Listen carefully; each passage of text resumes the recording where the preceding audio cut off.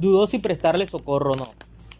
Los cadáveres eran cosa de todos los días en los caminos a la distancia, pero aquel cuerpo gimiente había sido abandonado apenas en la mañana, y no llevaría más de 10 horas a la intemperie. De nuevo volvieron mezclados la misericordia y la ira, la desazón y la humanidad, la solidaridad y el desprecio, contradictorios, oponiéndose uno al otro, ripostando uno contra el otro en su cabeza desconcertada. Una persona a salvo sería una boca más a la cual alimentar, y un enemigo potencial cuando descubriera su secreto. Un cadáver sería simplemente una incomodidad que tendría que alejar de su vista cuanto antes. La decisión era fácil de tomar. Pero algo en la manta lo atrajo, la forma preciosista y dedicada en que habían envuelto el cuerpo, con la intención de protegerlo cuanto más se pudiera de la vista de la muerte. Quien abandonó el cuerpo sentía afecto por éste o lo respetaba. A la lejanía él había visto cómo los que caían simplemente eran dejados atrás. Durante 4 años, oculto tras montículos de arena y equipado con sus binóculos, siguió el recorrido de los esporádicos migrantes, que no tenían cómo pagar el agua y que cruzaban aquel valle seco. A través de aquellos lentes de aumento, contabilizó 74 cadáveres en los caminos, y el paso de las figuras vacilantes y desfallecientes que continuaron avanzando más allá de su vista, pero que con seguridad también cayeron sin llegar a destino. Eso fue en la época en que comenzaron las pequeñas tragedias antes de los mayores desastres. Después perdió la cuenta. Pero a esta persona, el grupo que la acompañaba, debió intentar salvarla durante 3 días, a jugar por las demoras en su terreno y por las palabras que se filtraban entre las láminas de zinc y la espesura de su desesperación por salir de allí. La meticulosidad de la forma y el suave envoltorio le anticiparon que se trataba de una mujer. Sintió curiosidad. No la salvaría, se dijo, pero sí valía la pena verle el rostro.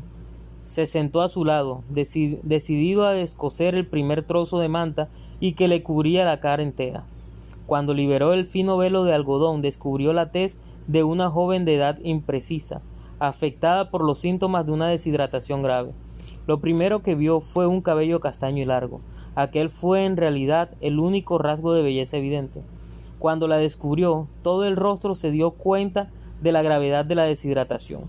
Calculó al verla que la joven había sufrido una enfermedad intestinal grave y que había ido perdiendo el agua en el cuerpo en cuestión de 2 o 3 días, a pesar de los esfuerzos de su grupo. Vio en su cara los signos inefables de la deshidratación, y al seguir descubriéndola, fue claro que sufría un absoluto deterioro físico y mental. Su déficit de agua debía estar alrededor del 10% de su peso corporal. Descorrió por fin toda la manta y vio que tenía las costillas pegadas al cuerpo y que la mandíbula y los dientes empezaban a hacerse protuberantes, mientras la carne de los brazos y la nuca se pegaba a los huesos y adquiría ya la consistencia seca del caucho de los automóviles. Si había sobrevivido hasta ese punto era porque el grupo había estado cuidándola, pero de seguro en un punto dado valoraron cuánta agua tenían y qué reserva le quedaba, y si valía la pena seguir luchando por la joven o salvarse todos los demás. Si se fueron, imaginó, fue más porque la reserva de agua escaseaba que porque hubieran dejado de importarles.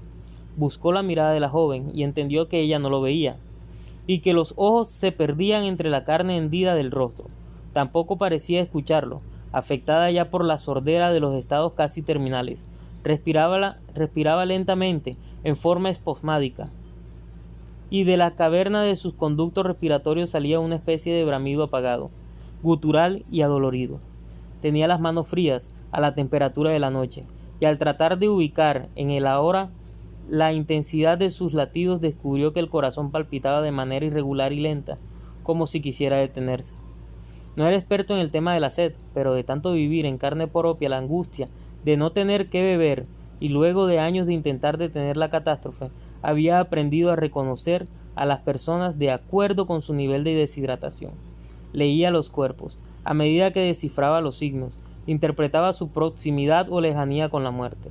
Intuyó que la joven debía pesar unos 55 kilos, y que de los menos 33 kilos que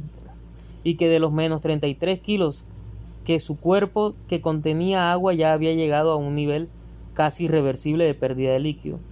Si sus cálculos eran acertados, la chica tenía apenas un 5% de posibilidades de vivir, aunque si la diarrea continuaba, no habría nada que hacer por ella. Era fácil saberlo. En su viaje por la pérdida de líquido, la joven comenzó a tropezar y su falta de equilibrio y de orientación obligó al grupo a detenerse más pronto de lo debido y a desviarse hasta su refugio.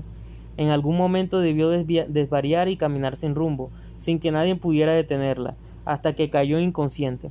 Era un caso perdido, pensó el hombre.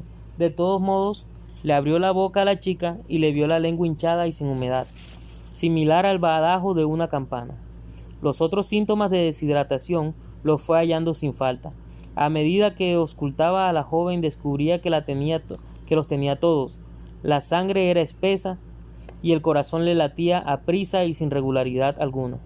Respiraba con una fatiga mayor de la que habría sentido el resto de su vida, y por momentos dejaba escapar un lamento de la que quizás era una picazón abrumadora en el cuerpo, además de los fuertes dolores abdominales de la infección intestinal. Tal vez el grupo con el que viajaba no tenía agua, y si contaba con cabras y bebía la leche de ellas, como hacían todos los viajeros de la llanura desérticas. Leche pura para el mal de estómago, una bomba de tiempo. Pensó en esa expresión y comprendió que a la joven se le iba la vida. Y lo peor, estaba a merced de él, del hombre que había renegado de todo, en manos del ermitaño, del asceta, del que no la quería salvar. «Estás muerta», le dijo a la joven inconsciente. «Todo lo que se rescata se vuelve parte de uno», pensó para sí.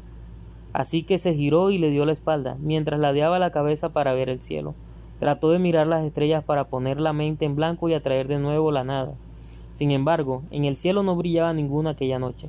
Intentó concentrarse en el vacío para evitar los cuestionamientos, pero a su lado escuchaba, cada vez con más volumen, la respiración ahogada e interrumpida de la joven.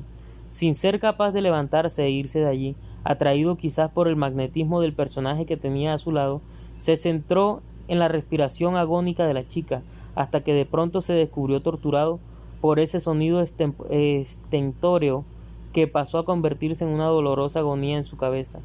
En un punto dado no lo soportó más. Se levantó y se fue, pero en vez de irse a su refugio y dejarla morir, sacó fuerzas de donde no tenía y actuó contra su instinto y contra su necesidad de animal cerril.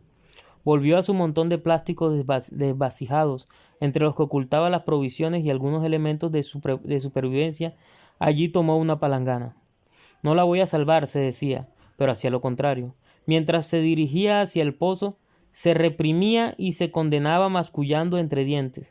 Se decía además que de todos modos moriría. Pensó de que igual el agua dejaría de fluir algún día, y si compartía unos litros esa noche serían unas horas menos de vida para él.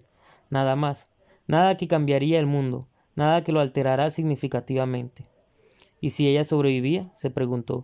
Con 10 litros al día les bastaría a los dos hasta que la obligara a partir en busca de su grupo.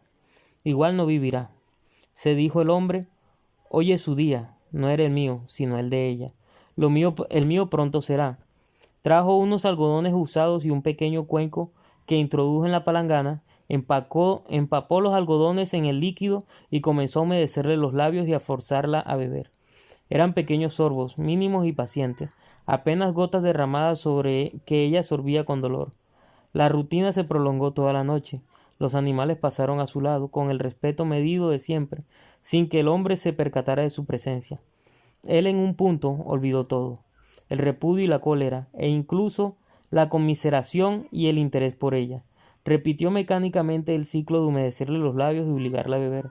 Cuando el sol salió y fue consciente de lo que hacía, no supo si eso era una expresión primitiva de amor o el amansamiento del instinto.